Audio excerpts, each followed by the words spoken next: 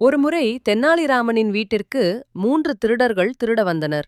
அவர்கள் வீட்டின் பின்னாலிருந்த தோட்டத்தின் மறைவில் பதுங்கியிருப்பதை ராமன் கவனித்துவிட்டார்.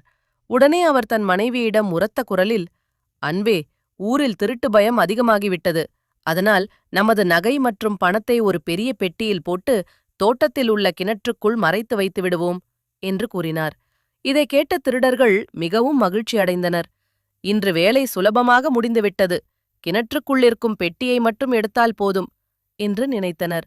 தென்னாலிராமனும் அவர் மனைவியும் ஒரு கனமான பெட்டியை, அதில் பழைய கற்களையும் கட்டைகளையும் நிரப்பியிருந்தனர், தூக்கி வந்து கிணற்றுக்குள் போட்டனர்.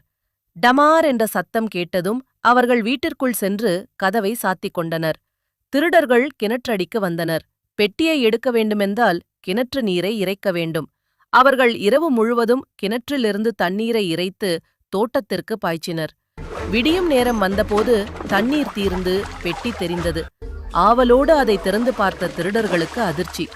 அதில் வெறும் கற்கள் மட்டுமே இருந்தன. அப்போது அங்கு வந்த தென்னாலிராமன், "நண்பர்களே, இரவு முழுவதும் என் தோட்டத்திற்கு தண்ணீர் பாய்ச்சியதற்கு மிக்க நன்றி" என்று கிண்டலாக கூறினார்.